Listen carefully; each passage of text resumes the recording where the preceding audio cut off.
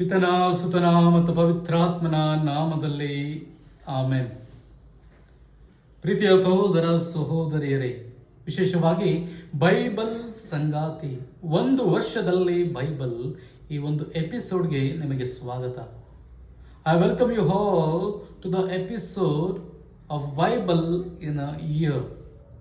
ಹೌದು ಪ್ರಿಯರೇ, ವಿಶೇಷವಾಗಿ ಇಂದು ನೋಡುವ ಅಧ್ಯಾಯಗಳು ಆದಿಕಾಂಡ 25-26, ಯೋಬನ ಗ್ರಂಥ 15-16, ಜ್ಞಾನೋಕ್ತಿಗಳು ಅಧ್ಯಾಯ 2 ವಚನಗಳು 19-22.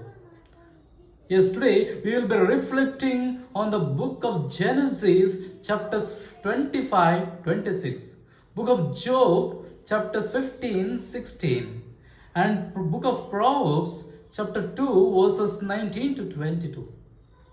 ಹೌದು, ವಿಶೇಷವಾಗಿ ಆದಿಕಾಂಡದಲ್ಲಿ 25ನೇ ಅಧ್ಯಾಯವನ್ನು ನೋಡುವಾಗ ನಾವು ಇಲ್ಲಿ ಅಬ್ರಹಾಮನ ಒಂದು ಜೀವನ ಹಾಗೂ ವಿಶೇಷವಾಗಿ ಅವನ ಕಡೆಯ ದಿನಗಳನ್ನು ನಾವು ಗಮನಿಸುತ್ತೇವೆ. ಅಬ್ರಹಾಮ ಇಲ್ಲಿ ಇನ್ನೋರ್ವಳನ್ನು ಮದುವೆಯಾಗುತ್ತಾನೆ, ಕೆಟೋರ ಎಂಬುವಳನ್ನು ಮದುವೆಯಾಗಿ ಅವಳೊಂದಿಗೆ ಮಕ್ಕಳು ಸಹ ಆಗುತ್ತದೆ. Yes, here we reflect on the Abraham's last years. Especially Abraham marries Keturah and we see extended family of Abraham. Yes, my dear friends, and Abraham dies at the age of 175 and he was buried in the same cave where his wife was buried. That is in the cave given by Hittites. ಹೌದು, ವಿಶೇಷವಾಗಿ ಹಿತ್ತಿಯರು ಕೊಟ್ಟ ಆ ಒಂದು ಭೂಮಿಯಲ್ಲಿ, ಅಂದರೆ ಆ ಒಂದು ಗವಿಯಲ್ಲಿ ಅಬ್ರಹಾಮನನ್ನು ತನ್ನ ಹೆಂಡತಿ ಮಡದಿಯಾದ ಸಾರಳೊಂದಿಗೆ ಭೂಸ್ಥಾಪನೆ ಮಾಡುತ್ತಾರೆ. ಅವನು ವಿಶೇಷವಾಗಿ 175 ವರ್ಷಗಳು ಬಾಳುತ್ತಾನೆ. ಹೌದು ಪ್ರಿಯರೇ, ಅದೇ ರೀತಿ ಇಷ್ಮಾಯೇಲನನ್ನು ಆಶೀರ್ವದಿಸಿದ ಪರಿಯನ್ನು ನಾವಿಲ್ಲಿ ಗಮನಿಸಬಹುದು. ಅವನ ಸಂತತಿಯನ್ನು ಒಂದು ಉನ್ನತ ಸಂತತಿಯನ್ನಾಗಿ ಮಾಡುತ್ತಾರೆ. ಹೌದು, ಆದ್ದರಿಂದ ಇಲ್ಲಿ ನಾವು ನೋಡುವುದೇನು, ವಿಶೇಷವಾಗಿ ಇದೇ ಅಧ್ಯಾಯದಲ್ಲಿ ನೋಡುತ್ತೇವೆ ಎಸಾವು ಹಾಗೂ ಯಾಕೋಬನ ಈ ಒಂದು ಜನನವನ್ನು. ಹೌದು ಪ್ರಿಯರೇ, ಇಸಾಕನಿಗೆ ಎಸಾವು ಮತ್ತು ಯಾಕೋಬರು ಹುಟ್ಟುತ್ತಾರೆ.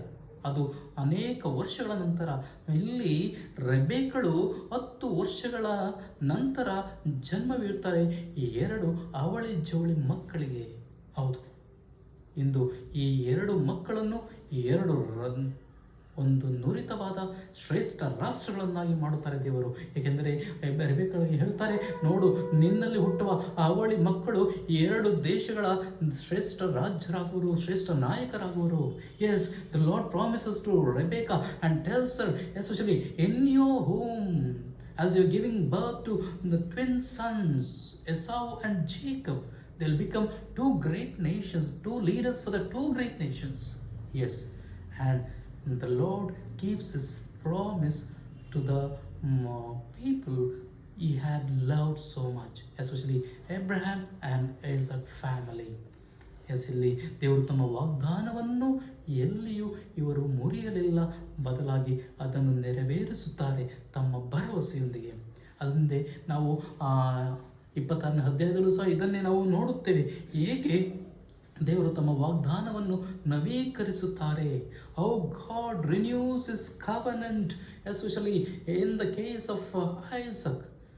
Isaac faces famine during his time, but the Lord keeps his promise and is faithful to Abraham's family and also to Isaac's family, and he saves them, protects them from all the famine. ಹೌದು, ಅದೇ ರೀತಿ ಏಕೆ ಅವರಿಗೆ ಬಂದಂಥ ಎಲ್ಲ ಗಂಡಾಂತರಗಳಿಂದ, ಎಲ್ಲ ಬರಗಾಲದಿಂದ ದೇವರು ಅವರು ಮಾಡಿದಂಥ ವಾಗ್ದಾನದೊಂದಿಗೆ ಅವರನ್ನು ರಕ್ಷಿಸುತ್ತಾರೆ. ಆ ರಕ್ಷಣೆ ಪುನಃ ಮುಂದುವರಿಯುತ್ತದೆ. ಮುಂದುವರೆದ ಭಾಗವಾಗಿ ಈ ಒಂದು ವಾಗ್ದಾನದ ನವೀಕರಣವನ್ನು ನಾವು ಗಮನಿಸುತ್ತೇವೆ. ಅದೇ ರೀತಿ ಇಲ್ಲಿ ಆ ಒಂದು ಇಸಾಕನ ಸಮಯದಲ್ಲಿ ವಿಶೇಷವಾಗಿ ಅವರ ಆಳುಗಳಿಗೂ ಮತ್ತು ಮತ್ತಿತರ ಆಳುಗಳಿಗೂ ಜಗಳಗಳು ಉಂಟಾಗುತ್ತವೆ. ಇದು ನನ್ನ ಬಾವಿ, ನನ್ನ ಬಾವಿ, ನನ್ನ ತಾತ ತೋಡಿದ ಬಾವಿ, ನಮ್ಮ ಬಾವಿ. ಆದರೆ ಇಸಾಕನಿಗೆ ಸರ್ವೇಶ್ವರ ಸ್ವಾಮಿ ಅವನ ನಾಡಿನಲ್ಲಿ ಒಂದು ಸುಂದರವಾದ ನೀರುಳ್ಳ ಬಾವಿಯನ್ನು ಕೊಡುತ್ತಾರೆ. ಹೌದು, And we see also there is conflict between the people for prosperous well. But Lord provides well for the family of Isaac and his clan. ಅದೇ ರೀತಿ ಯೋಬನ ಗ್ರಂಥ 15ರಲ್ಲಿ ನೋಡುತ್ತೇವೆ. ವಿಶೇಷವಾಗಿ ಇಲ್ಲಿ ಯೋಬ ಒಂದು ತನ್ನ ಕೋಪದಲ್ಲಿ ಹಾಗೂ ಅಸಹಾಯಕ ಸ್ಥಿತಿಯಲ್ಲಿ ಇವನು ಯಾತನೆ ಪಡುತ್ತಾ ಇರುತ್ತಾನೆ. ಮತ್ತು ಮಾತ್ರವಲ್ಲ, ದೇವರನ್ನು ಕೇಳುತ್ತಾ ಇರ್ತಾನೆ. ದೇವರ ಇದಕ್ಕೇಕೆ ನನಗೆ ಈ ರೀತಿ ಮಾಡಿದೆ? ಕೋಪದಿಂದ ತಾಪದಿಂದ ಕೇಳುತ್ತಾನೆ. Job asks Lord repeatedly in angry mood, and asks him, Lord, why this for me? Deliver me from all this anguish, from this agony, from this pain. ಹೌದು, ಅದನ್ನೇ ಇಂದು ವಿಶೇಷವಾಗಿ ನಾವು ನೋಡುತ್ತೇವೆ. ಇಲ್ಲಿ ಆತನ ಸ್ನೇಹಿತ ಎಲಿಫಾಜನು ಸಹ ಇವನನ್ನು ದೂರುತ್ತಾನೆ, ನಿಂದಿಸ್ತಾನೆ. ನಿನ್ನ ಪಾಪದಿಂದ ಇದೆಲ್ಲ ನಿನಗೆ ಶಿಕ್ಷೆ, ನಿನಗೆ ಬಂದಿರುವ ಬಳುವಳಿ, ನಿನ್ನ ಪಾಪಕ್ಕೋಸ್ಕರ ಬಂದಿರುವ ಸಿಕ್ಕಿದಂಥ ದೇವರಿಂದ ಬಂದುವಂಥ ಬಳುವಳಿ, ಇದನ್ನು ನೀನು ಅನುಭವಿಸು. ಆದರೂ ಯೋಬನು ಎಲ್ಲವನ್ನು ತಾಳುತ್ತಾನೆ. And here especially we see the accusation of arrogance and also warnings of judgment. Eliphaz describes the fate of the wicked. He says that you have sinned against God, and this is the fate that you have to experience throughout your life. And when we come to Job 16, we clearly see condemnation of his friend. Job condemns his friends for misunderstanding him, for miscomforting him, misguiding him.